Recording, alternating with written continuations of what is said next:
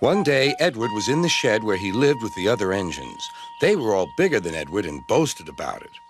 "The driver won't choose you again," said Gordon. "He wants strong engines like us."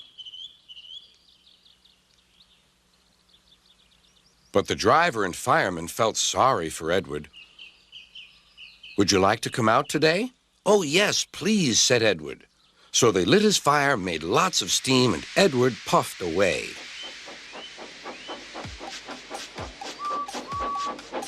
The other engines were very cross at being left behind.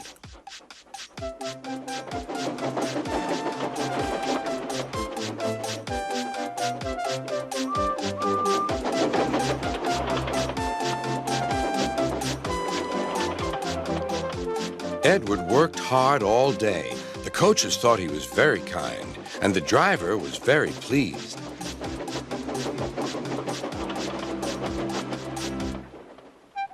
"I'm going out again tomorrow," Edward told the other engines that night. "What do you think of that?" But he didn't hear what they thought, for he was so tired and happy that he fell asleep at once. Next morning, Edward woke up to find nothing had changed. Gordon was still boasting. "You watch me, little Edward, as I rush through with the express. That will be a splendid sight for you.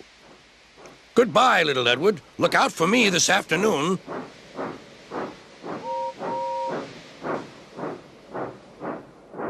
Edward went off to do some shunting. He liked shunting. It was fun playing with freight cars. He would come up quietly and give them a push. Then he would stop, and the silly freight cars would go bump into each other. "Oh!" they cried. "Whatever is happening?"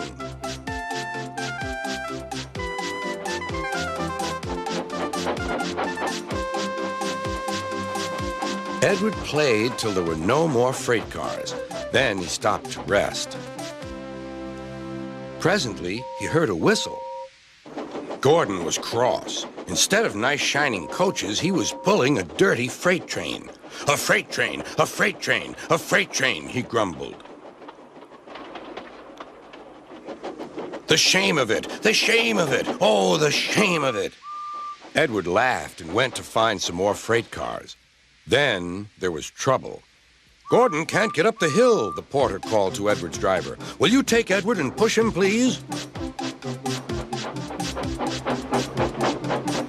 They found Gordon halfway up and very cross. His driver and fireman were talking to him severely.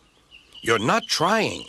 "I can't do it," said Gordon. "The noisy freight cars hold an engine back so." Edward's driver came up. "We've come to push." "No use at all," said Gordon. "You wait and see," replied Edward's driver. They brought the train back to the bottom of the hill.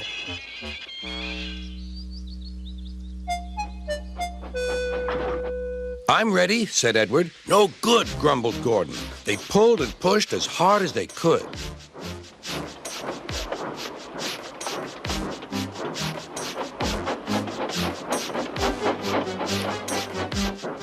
"I can't do it! I can't do it! I can't do it!" puffed Gordon. "I will do it! I will do it! I will do it!" puffed Edward.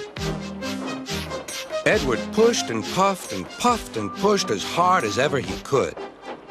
And almost before he realized it, Gordon found himself at the top of the hill. "I've done it! I've done it! I've done it!" he said proudly. He forgot all about kind Edward and didn't say thank you. Edward was left out of breath and far behind, but he was happy because he had been so helpful. At the next station, he found that the driver and fireman were very pleased with him. The fireman gave him a nice long drink, and the driver said, "I'll get out my paint tomorrow and give you a beautiful coat of blue with red stripes. Then you'll be the smartest engine in the shed."